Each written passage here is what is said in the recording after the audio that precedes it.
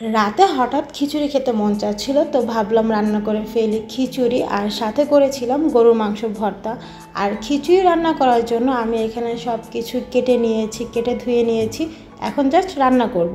তো কড়াইতে আমি তেল দিয়ে দিয়েছি, তেলটা গরম করে তার মধ্যে দিয়ে দেবো পেঁয়াজ কুচি, তেজপাতা, দারচিনি, এলাচ।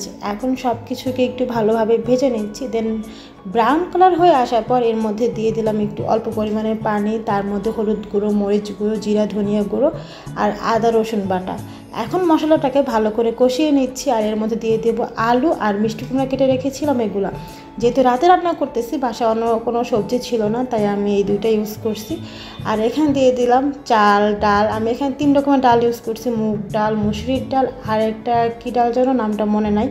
যাই হোক, এটা একটু কষিয়ে নেওয়ার পরে এখন এখানে পরিমাণ মতো পানি দিয়ে দিচ্ছি। দেন ঢাকনা দিয়ে ঢেকে দিব সবজিগুলো সিদ্ধ হওয়ার আগ পর্যন্ত। সবজি, চাল এগুলো অলমোস্ট সিদ্ধ হয়ে আসছে। এখন একটু নাড়াচাড়া দিয়ে আমি ডাল ঘুটনি দিয়ে ঘেটে নেব, কারণ এটা লেটকা খিচুড়ি খাবো।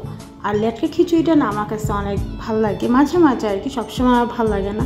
তাই আর একটু ঝাল ঝাল কিছু খাইতে মন চাচ্ছে, তাই একটা বম্বে মরিচ কেটে দিচ্ছি, কারণ বম্বে মরিচের ঘ্রাণটা আসলে আরও এটা খেতে আরও বেশি ভালো লাগবে।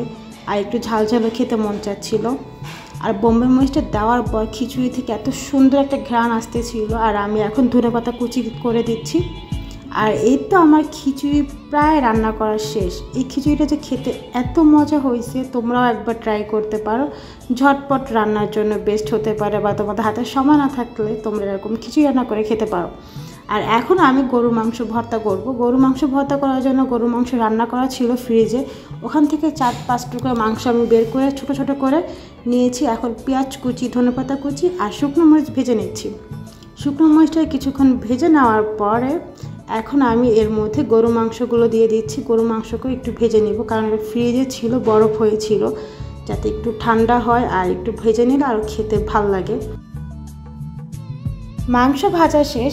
এখন শুকনো মরিচটাকে হাত দিয়ে ভালোভাবে ছোট ছোট করে ভেঙে নিচ্ছি। দেন এখন এর মধ্যে পেঁয়াজ আর সেই ধনেপাতা কুচিটাকে ভালোভাবে মিশিয়ে নিচ্ছি, কারণ যাতে একটু এটা সফট হয়, ভর্তাটা খেতে আরও বেশি ভালো লাগবে। আর এই তো মাংস সেই ঝুড়াগুলোকেও ভালোভাবে মিশিয়ে নিচ্ছি। আর আমার ভর্তা প্রায় রেডি।